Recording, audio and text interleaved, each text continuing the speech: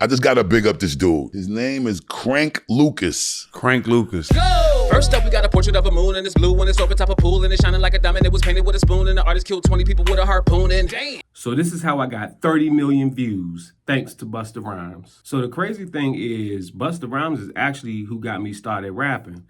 Yeah, see, I had When Disaster Strikes back in the day on CD, and that was the CD right there that made me say, you know what?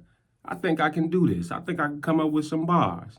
I was already in the music, so it's just crazy how this is a full circle moment when the same person that got me to start rapping also acknowledged my work, shared my work, and helped me level up in my career. And that's one of the dope things about Busta Rhymes is just such a humble human being, but just such a dope performer, entertainer, hip-hop legend, you know what I'm saying? Like, he's been around for so many decades, still relevant, still putting out fire. Just seeing all the albums that he's been able to consistently put out, making a big name for himself, especially having one of the biggest, most well-known, well-recognized features ever with Look At Me Now, which is how this whole video even started. So I was on some super duper creative kick, just trying to come up with unique ideas sometimes, you know what I'm saying? The creativity fairy, sometimes it visits you, sometimes it don't. This just happened to be one of those days where I was like, yo,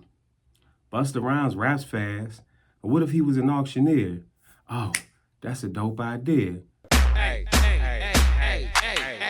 Let's go! First up, we got a portrait of a moon, and it's blue, and it's over top a pool, and it's shining like a diamond. It was painted with a spoon, and the artist killed 20 people with a harpoon, and damn, all them 20 people, they was wildin'. Oh. It's a rare painting and the styling. Nice. All the paperwork on it is valid. Good. We gon' start to bid 100,000, 100,000 bidder, 1 and 20 bidder. Do I hit 130, 1 and 30 bidder? Do I hit 140, 1 and 40 bidder? Do I hit 150? Thank you, 1 and 50, $100,000 bidder. Do I hit 1 and 60, $100,000 by the bidder? Yeah, we still at 1 and 50 going once a bidder, 150,000 going twice, $150,000 bidder still 3 times. It's sold to the heck. That's right. Next up on the list is a mini Lego set of a Chevy Corvette. Interior is red, exterior is black. It was crafted by the hands that produced this track. Got seats in the front, got seats in the back. Got a little bitty trunk, you can hide your weed at. We gon' start this bid, 500,000 flat. Do I hit 525 next? Let's go. 525, $100,000 bidder. Do I hit 530 from somebody in the middle? Oh wait, that's great. Now I see 550, $100,000 bidder. Do I hit 560? Okay, 550 going once. No, wait a minute, 560 in the front. It's 560 going once, going twice. 560 is sold to the man with the blunt. Okay, so now I gotta figure out which song am I gonna model this after. Boom, Look At Me Now, probably the most recognizable, memorable verse. And I'm not saying that's his most memorable verse. Mainstream-wise, remembering him word for word, I would think that would be the song. So what I had to do is I had to first learn how to auctioneer, because contrary to the people that have been hitting me up since I released this video, I am not an auctioneer. I've never been an auctioneer. If I went up there and tried to auctioneer, I would be stuck.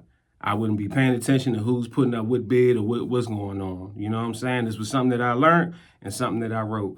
But when I learn stuff, I like to, or when I'm doing a skit about something, I like to make sure that I research it and I know exactly what I'm going to say, how I'm going to say it, attack it perfectly. Then I had to take that knowledge and put it into the Look At Me Now verse. Now, I could have just rapped fast on it, whatever, but I made sure if you listen to my version and you listen to the actual verse on the real song, I'm matching Busta's flow syllable for syllable, like every single syllable.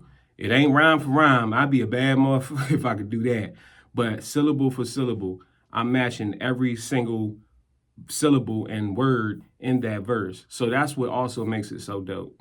Filming the skit was pretty much straightforward. I just, storyboarded what I was going to use, how many different characters I was going to have in there. And that actually goes into the writing process as well. So a lot of times when I'm writing certain verses and I know it's going to be something I'm filming, even for my songs, I'm writing and writing the movie in my head at the same time. Like, I'm writing these lines, but I'm seeing exactly how I want to set up the camera, how I might want to set up the lighting. From that point, once I had the characters storyboarded out and knew who I was going to play, what they was going to wear, it was just a matter of setting up the green screen and going for it. Now, the recording of the song process was a pretty challenging process. I ain't going to hold you. It is not easy to rap that damn fast, so let me tell you. And especially to make sure that you matching it flow for flow, word for word. It's crazy. I decided to make the location of a skit an auction house, but I wanted it to have a certain kind of look, right? And if you check out like the backgrounds, it looks like a very royal. It is an actual auction house pictures that I use for the background, and I just had to, match them up, space them up, make them look good, all that good stuff. So initially, I posted the skit on YouTube, and I think this was like when YouTube was at a downtime algorithm-wise. Again, this video was literally like 1 minute long, because that's how long that verse is.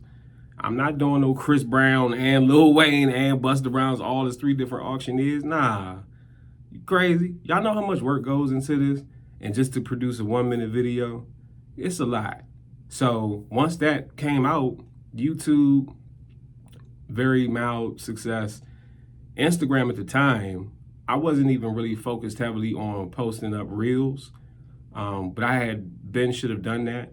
But I came from before reels was on Instagram and just learning how to keep up. I think the main thing I was using at the time was IGTV, because IGTV allowed you to post up like to an hour of content, and it was vertical, but they allowed you to like make it landscape, but they phased it out. So reels was the new thing. So I'm like, all right, cool. Let me post up as a reel. And this was in December of 2023, right before my birthday. So I remember I tagged Busta Rhymes and said, it'd be a dope birthday present if we can make this go viral, and Busta Rhymes sees it. And man, it went viral. It got so many views, so many people that was commenting on it, like Shaq, Lorenz Tate, DC Young Flies is on there. I've always had like a lot of celebrities and public figures and known people that are familiar with my work and follow me, but just seeing that engagement from so many people was crazy. I think within a couple days of me posting that video as an Instagram reel, Busta Rhymes had reshared it on his page as well. I don't even remember what the numbers was at that point. I think that it got up to like 1 million, and then it got to like 5 million. It's like, whoa. And then 5 became 10, and then 10 turned into 30. It's crazy, crazy reception. Still wasn't getting the love that it should have on YouTube. And that's what I was talking about in my video before with the algorithm.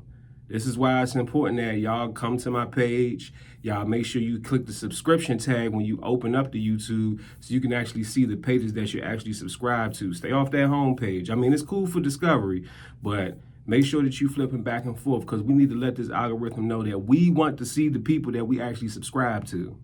Just like y'all want to see this Busta Rhymes skit, no matter whether it's 1 minute or 1 hour long, the joint is dope. Also around that time, my Instagram page was like real stagnant growth-wise. I think I was stuck at like 193,000. And that just juked up the numbers to the point where now I'm at almost at 500,000. And that's just over the course of the last year or so. You know what I mean? And that just comes from that consistent growth of that video being reshared and so many major platforms posting it and commenting on it. I think the dopest moment about all of this, though, is when Busta Rhymes actually shouted me out and made sure that he got his phone so that he could correctly say the name. What's his name, man? Pass me, look on my gram real quick. I just gotta big up this dude, because this is the most recent dude to body it the most. And I've seen a married couple kill it. I've seen a wife do it at performing. I don't know if it was their wedding or whatever. But you see the dude that's on my gram, he did this shit like he was an auctioneer. I think I've seen that. You seen that, right? I think I've seen that. Yo, that shit was so crazy for the bro that he actually put up a post about how that shit got like 30, 40 million views. And when I posted it, it helped contribute to the way it went viral for him so much. I just want to acknowledge his name correctly. You got the post, bro? Give me your phone. All right, here you go. His name is Crank Lucas. Crank Lucas. Crank Lucas. Dope name. Yeah, Crank Lucas. Crank Lucas is incredible. I like that. Crank Lucas. Crank Lucas. I like that. You, kid. Yeah, that shit is dope. Word. I know, right? That shit. Hey, but he was a bunch of different characters. He was like 3 characters. Word. In the shit. That shit is hard. Dope. He killed that shit. That's hard. As it stands right now, I plan on collaborating with Busta Rhymes very shortly in the very near future. So y'all stay tuned with that. Make sure that you like this video, comment, subscribe, hit the notification bell so you can stay up to date and get more Crank Lucas back into your algorithm.